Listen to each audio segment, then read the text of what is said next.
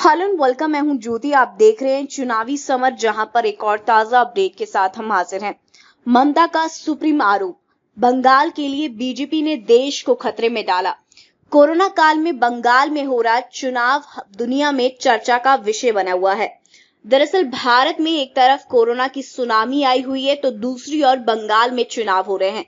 और लोगों का एक तो ये भी कहना है कि अगर बंगाल में चुनाव नहीं हो रहे होते तो मोदी सरकार भारत में लॉकडाउन लगा सकती थी।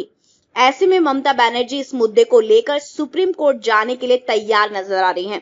आपको बता दें कि ममता बनर्जी ने चुनाव आयोग पर बेहद ही गंभीर आरोप लगाए हैं। उन्होंने आयोग के अधिकारियों की कई सारी व्हाट्सएप चैट को दिखाते हुए ये कहा कि चुनाव आयोग पूरी तरह से बीजेपी के इशारों पर काम कर रहा है। ममता ने कहा कि बीजेपी के कहने पर बंगाल में 8 चरण आए गए और इसी वजह से बंगाल समेत पूरे देश में कोरोना का कहर बढ़ा है। उन्होंने कहा कि जब चुनाव आयोग और बीजेपी के पास इनपुट था कि कोरोना की दूसरी लहर आ रही है, तो बंगाल में चुनाव क्यों नहीं 3 चरणों में करवाए गए। ममता ने कहा कि सैकड़ों लोग बाहर से लाए गए, 2 लाख सेंट्रल फोर्स को बगैर कोविड टेस्ट करवाए यहां से वहां मूव करवाया जा रहा है। वहीं ममता ने सुदीप जैन समेत कई चुनाव आयोग के अधिकारियों की व्हाट्सएप चैट पढ़कर सुनाया। ममता के मुताबिक चुनाव आयोग ने पूरी तरह से बीजेपी के कहने पर काम किया है और इससे पहले के चुनाव में भी चुनाव आयोग बीजेपी के कहने पर चल रहा था। वहीं ममता ने सनसनीखेज आरोप लगाते हुए ये कहा कि कूच बिहार में जानबूझकर गोली चलाई गई। उन्होंने कहा कि उनके पास पूरे सबूत आ गए हैं कि वह इस मुद्दे पर सुप्रीम कोर्ट जाएंगी। ममता बनर्जी ने यह भी कहा कि मैंने फैसला किया है कि मैं इस चुनाव के बाद निष्पक्ष चुनाव प्रक्रिया के लिए सुप्रीम कोर्ट जाऊंगी।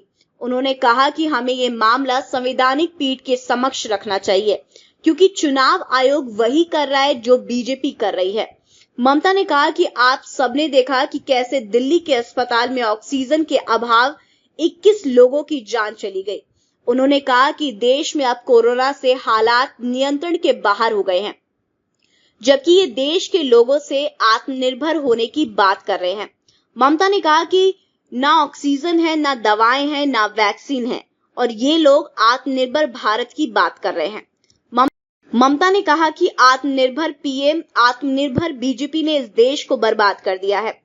उन्होंने कहा कि बंगाल पर कब्जा जमाने के लिए इन लोगों ने पूरे देश को खतरे में डाल दिया, इसलिए पीएम मोदी और गृह मंत्री अमित शाह को इस्तीफा दे देना चाहिए।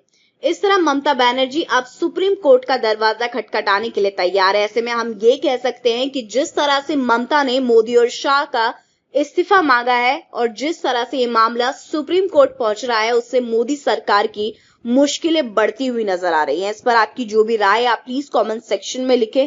Thank you so much. Keep watching today's for more news.